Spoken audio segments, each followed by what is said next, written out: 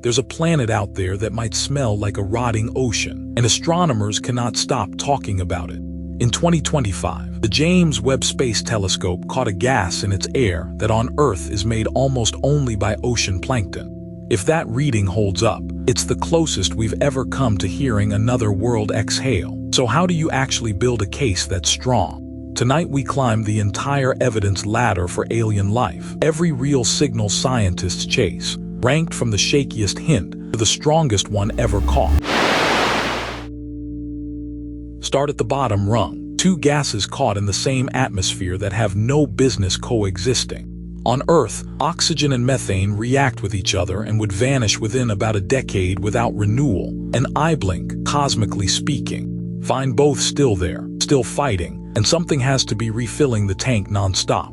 That refill job is basically what a living planet does for a living. Early Earth didn't even have this signature. Free oxygen only showed up once life learned to make it, billions of years in. Which means the gas mismatch itself is proof life can rewrite a whole atmosphere, given enough time. Problem is, volcanoes can fake the mismatch. So can a planet quietly losing its oceans to space. So on its own, a weird gas pairing earns a raised eyebrow, not a headline. One rung up, the evidence gets stranger. Phosphine spotted floating in the clouds of Venus. Venus's surface would crush, cook, and dissolve you in about that order, but its clouds sit at almost survivable temperatures. Most of Earth's phosphine comes from anaerobic bacteria, or from us, in industrial chemistry. Back in 2020, one team announced they'd found it drifting through those clouds, and the internet lost its mind. Cloud deck microbes on the planet that melts lead. Nobody saw that headline coming. Then other groups reran the same data and could barely find the signal at all. A few follow-up studies even proposed the readout was contamination, not phosphine at all. This is the whole problem with this rung. A real detection, a contested amount, an argument nobody's finished having. Still, that's only one step up from a gas mismatch, nowhere close to proof. Higher still, a color trick every leaf on Earth is already pulling on sunlight right now. Chlorophyll drinks up visible light, then hits a wall right at the edge of red and reflects almost all of it back. Astronomers call that cliff in the spectrum the red edge, and from orbit, all of Earth lights up with it. Point a sharp enough telescope at a distant world, find the same cliff, and it could mean the same thing, something photosynthesizing. Here's the catch. Reading a red edge needs light we simply cannot collect yet, not from light years away. The instruments that could pull it off are still on drawing boards, not launch pads. It's a real, physical fingerprint, not a guess. We're just not close enough to read it yet. Rank it above phosphine anyway, because at least nobody's arguing about what causes it. Now the ladder turns from life to something bigger, evidence that somebody built things.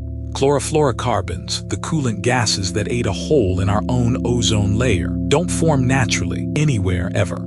Detect those in another planet's air, and you haven't found microbes. You found a civilization running refrigerators. The most damning proof of aliens might just turn out to be their air conditioning. Nobody has detected this, not once, not anywhere, not yet. But if we ever do, it skips past. Life exists straight to someone built something. No ambiguity left standing. It outranks a leaf's color trick. The list of natural things that fake industrial pollution is basically empty. This one also outranks phosphine. There's no messy argument over the data. The molecule itself is the case. A single clean detection here would be the loudest sentence in the entire search. We'd know instantly. 2. Nothing in nature builds a refrigerant by accident. Climb one rung further, and the idea turns almost beautiful. Oceans that glow to survive their own star. Red dwarfs are the most common stars in the galaxy, and they erupt in flares violent enough to fry unprotected light. The proposed defense: organisms that soak up that lethal radiation and re-emit it as a harmless glow, the way coral does today. Catch a whole ocean doing that during a flare, and the entire planet would flash like it's flinching. It's the same chemistry behind chlorophyll's red edge, just running in reverse, light in, light back out on purpose. No one has ever spotted this glow on another world. It's a hypothesis still waiting for the right instrument. But a whole planet flashing in sync during a stellar flare is hard to explain any other way. It ranks above the others because a synchronized planet-wide reaction is a much harder coincidence to fake. Every rung on this ladder has quietly had one thing in common, and it's easy to miss. Gas mismatches, phosphine, the red edge, industrial smog, a glowing ocean. Every one of them is just chemistry doing something chemistry alone shouldn't.